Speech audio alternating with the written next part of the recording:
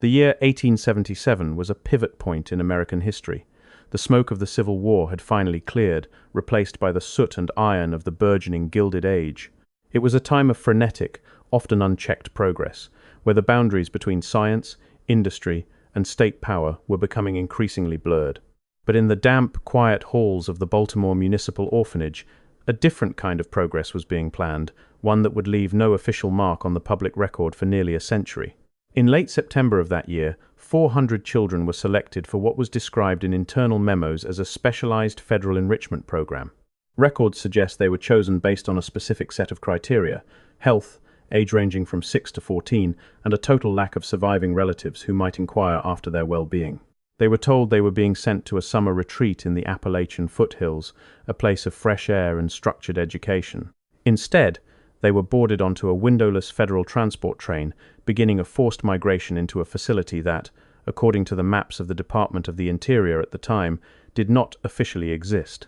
What followed became known in narrow, academic circles as the federal sleep trials.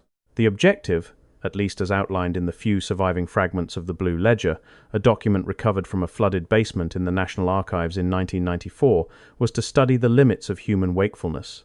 In an era where the incandescent light bulb was on the verge of revolutionizing the world, the government was reportedly obsessed with the concept of a 2-4-hour labor force. If the need for sleep could be reduced, or even eliminated, the industrial output of the nation could be tripled. But that wasn't the strangest part. As researchers began to piece together the timeline of the 1,877 trials, they discovered that the facility, colloquially known as the Apex, wasn't managed by the military or a medical board. It was overseen by a shadowy committee of railroad magnates and early neurologists who operated with a level of autonomy that remains unexplained. The orphans were not just subjects. They were the foundation of an experiment that sought to rewrite the biological rhythm of the human species. Early signs that the trials were deviating from standard medical observation appeared in the first month. In the ledger, an entry dated the 12th of October, 1877, notes that the subject group had been divided into 4 blocks of 100. Each block was subjected to a different environment. Some were kept in constant gaslight, others in total darkness, and a third group was exposed to rhythmic, high-frequency sounds produced by a series of experimental steam-driven bellows. The fourth group, however, was the focus of the most intense observation. These 100 children were placed in what the doctors called the quiet room, a massive, circular hall lined with copper sheeting. According to the notes of a junior medical assistant named Elias Thorne, whose private journals provide a rare glimpse into the daily operations of the Apex, these children were not forced to stay awake. Instead, they were encouraged to sleep as much as possible, while being subjected to a constant galvanic hum generated by massive primitive batteries. Thorne's journals describe a sense of growing unease among the staff. He writes of the children in the quiet room developing a hollow, distant gaze, and claims that by the end of the 3rd week they had stopped speaking to one another entirely. They moved in a strange, synchronized harmony, as if reacting to a signal the staff could not hear, and that's when things began to shift. By November, the caloric intake records for the facility began to show a staggering anomaly. Despite being in a state of supposed rest, the children in the copper-lined room were consuming 3 times the amount of food as the active groups. It was as if their bodies were burning energy at a rate that defied contemporary understanding of human metabolism. Some historians believe this suggests the galvanic hum was doing more than just encouraging sleep. It was perhaps triggering a profound physiological change. However, there is no clear consensus on the exact nature of this change. The medical technology of 1877 was primitive by modern standards, yet the descriptions in the Blue Ledger hint at observations that seem centuries ahead of their time. They mention rapid neural oscillations and enhanced synaptic receptivity, terms that wouldn't enter the common medical lexicon for decades. Discovery of these details was slow. For over 100 years, the 1,877 trials were treated as a localized myth, a dark piece of Appalachian folklore about a silent school in the mountains. It wasn't until the 1990s, when a series of Freedom of Information Act requests forced the release of secondary documents from the defunct Bureau of Industrial Health, that the scale of the operation was realized. The facility itself was a masterpiece of Victorian engineering. Archival photographs, often blurry and damaged by light, show a sprawling complex of stone and iron, hidden deep within a natural gorge. The architecture was utilitarian, yet intimidating, designed to contain 400 children and a staff of 60 without any outside contact. The reports suggest that once the children entered the gorge, the road leading into it was physically dismantled by federal engineers. They were effectively cut off from the world. Development of the trials accelerated as winter set in. The goal of reducing sleep seemed to have been abandoned in favor of something more complex. The Blue Ledger records that the children in the first 3 groups, those kept awake, began to exhibit signs of extreme psychological distress. But the children in the quiet room remained calm, their health seemingly improving even as their behavior grew more alien. Thorne's journal entry for December 4th is particularly haunting. He describes an incident where a nurse entered the quiet room to deliver a meal. As she walked across the copper floor, all 100 children sat up simultaneously, without a sound, and turned their heads to follow her movements in perfect unison. She reported that their eyes appeared brighter, as if reflecting a light that wasn't there. What they found next changed the narrative entirely. In January of 1878, a federal inspector was dispatched to the Apex to assess the progress of the labor efficiency study.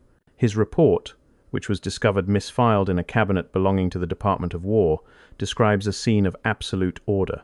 He noted that the children were no longer being monitored for sleep deprivation. Instead, they were being taught a new form of notation, a series of complex, geometric symbols that bore no resemblance to any known language. The inspector's report also mentions a discrepancy in the census. While the facility was built for 400, his headcount only totaled 398. When he questioned the lead physician, Dr. H. M. Aristhorpe, about the 2 missing children, Aristhorpe reportedly replied that they had graduated to the secondary phase. There are no records of what the secondary phase entailed.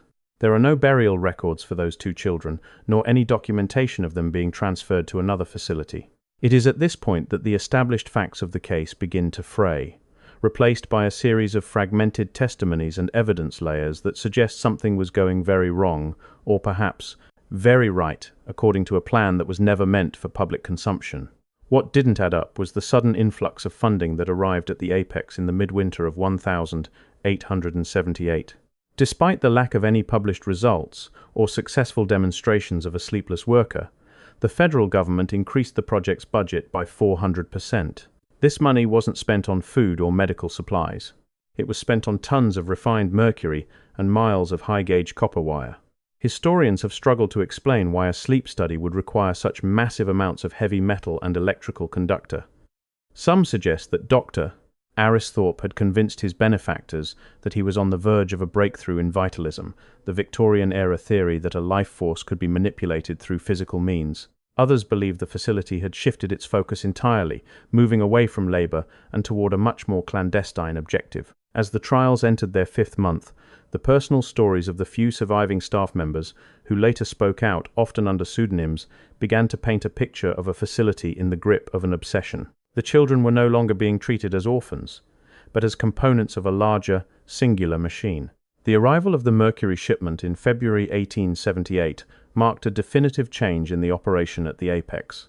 In the 19th century, mercury was often used in medicine, but the sheer volume delivered to the gorge, over 2,000 pounds in sealed iron flasks, suggested an industrial rather than a clinical application. According to local freight manifests recovered from a railway museum in the 1970s, the cargo was classified as refined quicksilver for telegraphic stabilization. But that wasn't the strangest part. Telegraphic technology of the era had no known use for mercury on such a massive scale. Some historians believe the mercury was intended to create a liquid floor within a secondary chamber, one designed to act as a massive electrical ground. Elias Thorne's journal entries from this period grow increasingly frantic, the ink smeared as if written in haste. He describes the installation of a series of glass-lined troughs that snake through the quiet room, carrying the heavy, silver liquid in a continuous loop. The children, particularly the 100 in the quiet room, were now required to spend their periods of galvanic rest suspended in canvas slings just inches above these mercury troughs. Thorne notes that the air in the facility became thick with a metallic tang, a scent that stuck to the back of the throat like cold iron. Despite the known toxicity of mercury vapor, the medical logs show no reports of the tremors or cognitive decline typical of mercury poisoning. On the contrary, the The children's physical coordination appeared to reach a level of precision that Thorne described as uncomfortably perfect. And that's when things began to shift from observation to active modification. In late February, the galvanic hum was increased to a frequency that caused the very glassware in the laboratory to shatter.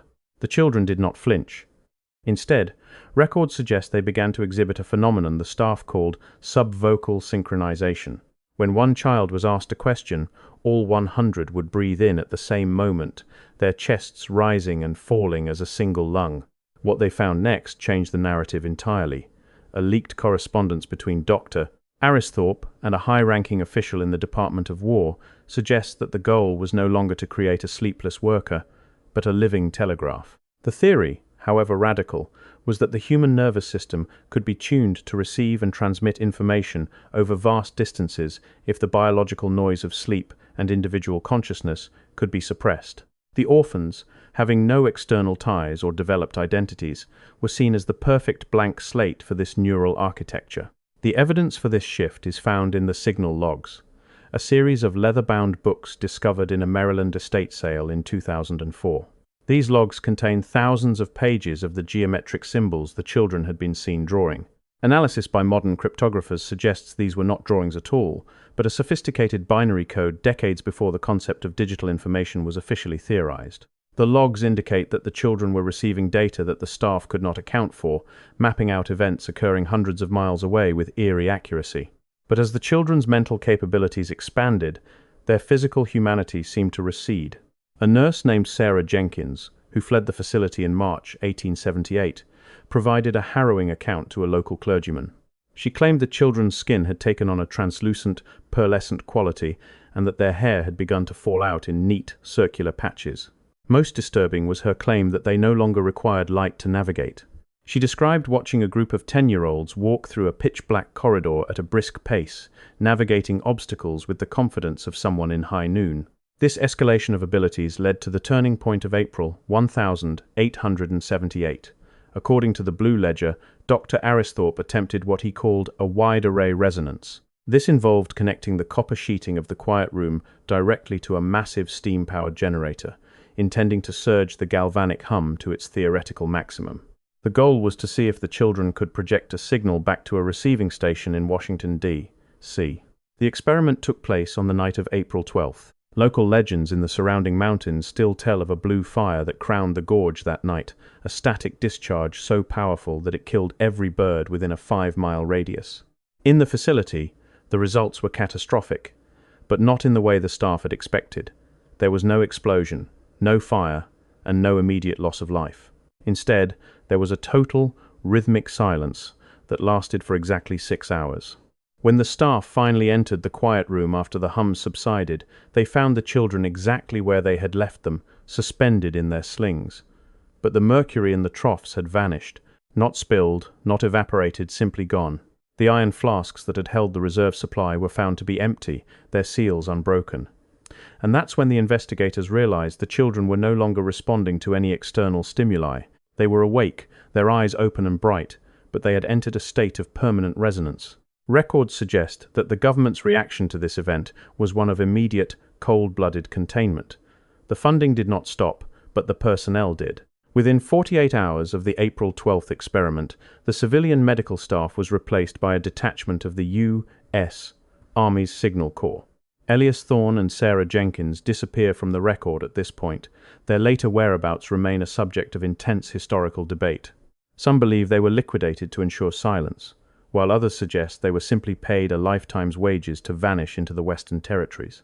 The facility was now a military outpost, and the 400 orphans were classified as federal material. What followed was a period of the dark months, from May to August 1878. No logs from this period have ever been recovered. The only evidence we have comes from the physical ruins of the site and the testimony of a local blacksmith who was contracted to build 400 small, iron-reinforced crates during that summer. He was told they were for the transport of delicate geological samples. What didn't add up was the weight of the crates. When the blacksmith helped load them onto the federal transport train in late August, he noted that they were surprisingly light, as if they were empty or contained nothing more than air. Yet, The soldiers handled them with a level of reverence and fear that suggested they were carrying something volatile. By September 1878, exactly 1 year after the trials began, the apex was empty. The road into the gorge was once again dismantled, and the facility was systematically stripped of its copper and iron. A controlled demolition was used to collapse the entrance to the quiet room, sealing the heart of the experiment behind tons of Appalachian granite. The 400 orphans were never returned to the Baltimore Municipal Orphanage. They were never processed through any other state or federal institution. In the eyes of the law, they had simply ceased to exist. But the aftermath of the trials began to ripple through the decades in strange, disconnected ways. In the 1880s, a series of prodigy schools began to appear in the American Midwest, funded by anonymous grants from the same railroad magnates who had overseen the apex. These schools focused on a curriculum of geometric notation and rhythmic breathing. Some researchers have proposed that these were the surviving orphans, reintegrated into society under new identities, their tuning kept secret for further observation. However, there is no clear consensus on this theory. A competing perspective suggests a much darker outcome. In the 1920s, during an expansion of the Appalachian railway system, workers uncovered a hidden burial site near the ruins of the gorge. They found no bodies.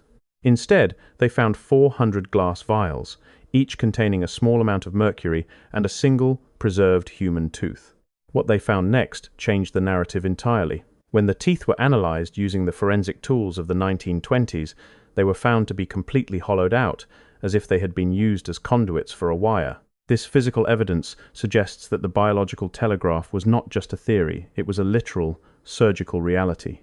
The disappearance of the 400 orphans from the official record in late 1878 created a vacuum that folklore was quick to fill, but the bureaucratic reality was far more sterile and precise. In the following decade, the 1,880 census records for the Mid-Atlantic region show a peculiar cluster of unaffiliated minors appearing in private boarding schools and specialized technical institutes.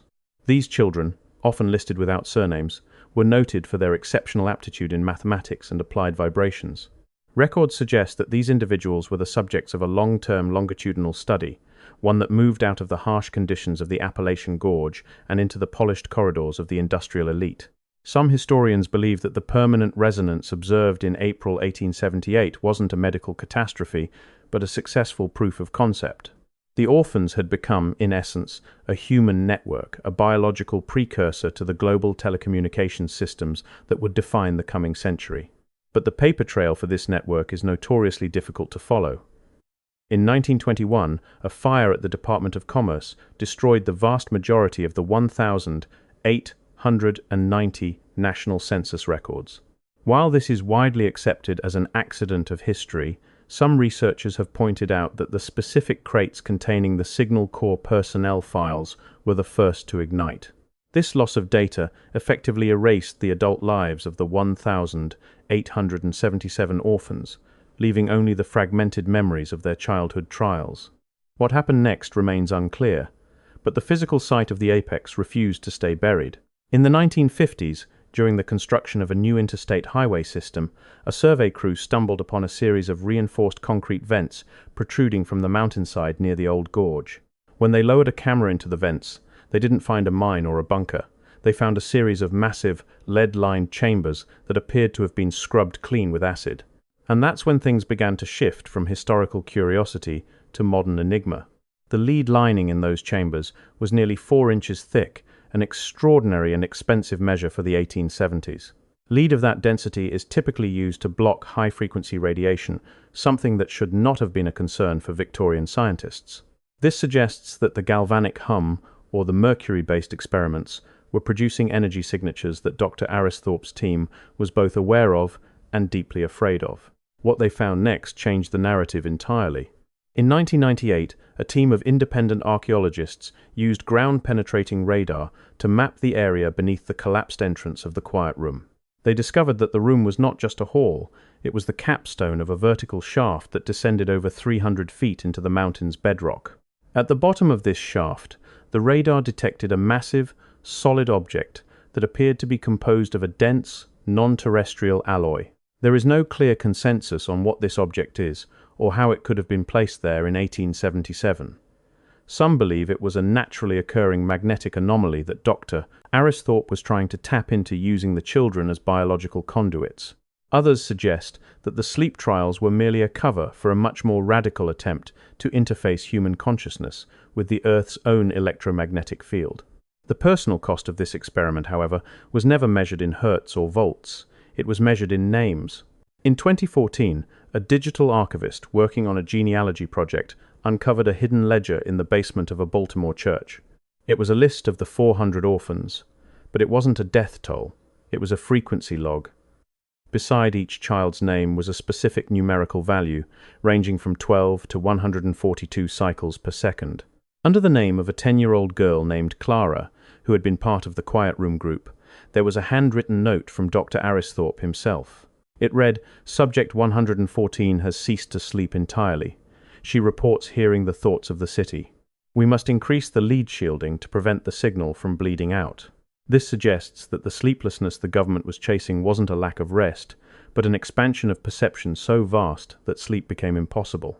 The orphans weren't being trained to work longer hours. They were being trained to perceive a reality that lay beneath the surface of the sensory world.